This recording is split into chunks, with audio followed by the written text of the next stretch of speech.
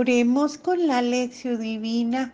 Hoy lunes 12 de agosto de 2024, semana 19 del tiempo ordinario, tercera semana de Salterio. Oración inicial.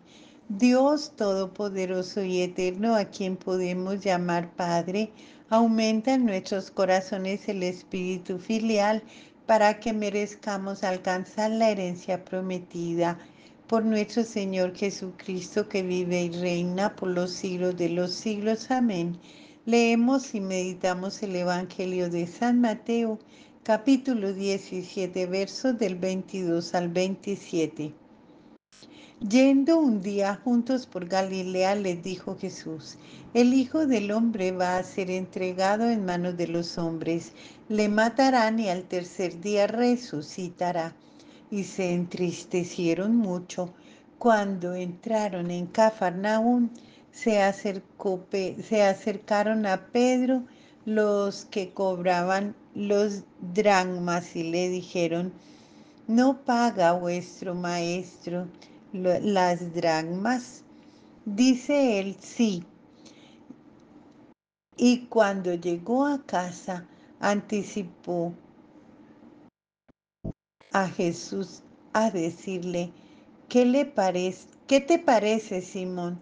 Los reyes de la tierra, ¿de quién cobran tasas o tributo? ¿De sus hijos o de los extraños? Al contestar el de los extraños, Jesús le dijo: por tanto, libres están los hijos. Sin embargo, para que no les sirvamos de escándalo, vete al mar, echa el anzuelo y el primer pez que caiga, cógelo, ábrele la boca y encontrarás un estáter.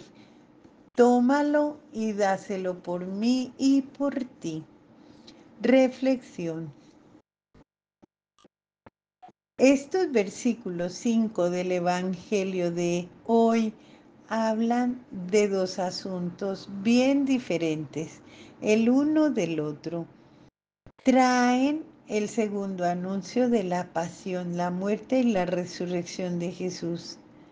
Informan sobre la conversación de Jesús con Pedro sobre el pago de los impuestos y la tasa al templo. El anuncio de la muerte y la resurrección de Jesús. El primer anuncio se había pronunciado en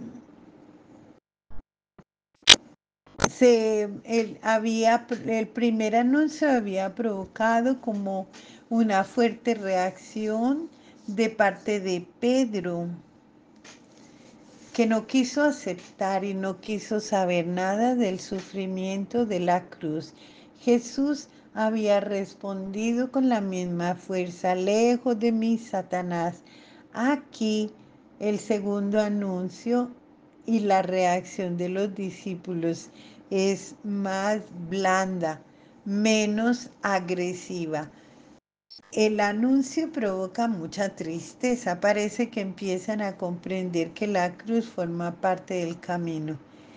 La proximidad de la muerte y del sufrimiento pesa en ellos, generando desánimo. Aunque Jesús procurará ayudarlos, la resistencia de siglos contra la idea de un Mesías crucificado era mucho mayor. La pregunta a Pedro sobre los recaudadores de impuestos.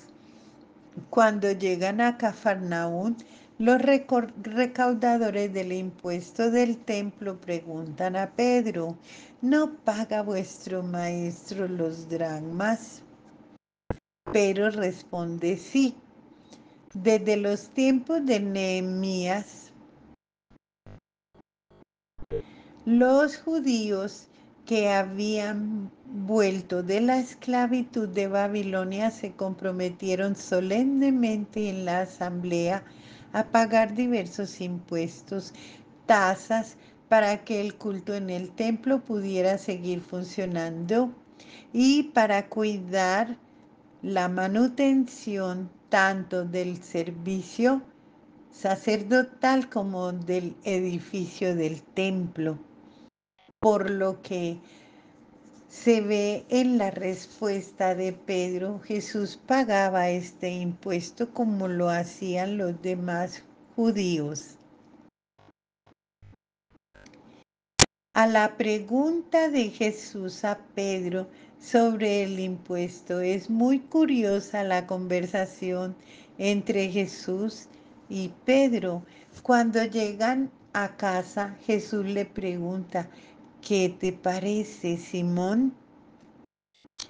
Los reyes de la tierra, ¿de quién cobrarán tasas o tributos? ¿De sus hijos o de los extraños? Y Pedro le responde, de los extraños. Entonces Jesús le dice, por tanto, libres están los hijos. Probablemente aquí se refleja la discusión entre los judíos cristianos antes de la destrucción del templo en el año 70. Ellos se preguntaban si debían o no debían seguir pagando los impuestos al templo como hacían antes. Por la respuesta de Jesús descubren que no hay obligación de pagar ese impuesto. Libres están los hijos. Los hijos son los cristianos, pero aún sin tener obligación, la recomendación de Jesús es pagar para no provocar escándalo.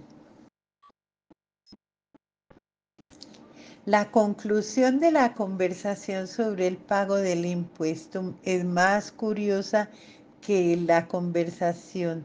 Es la solución que Jesús da a la cuestión.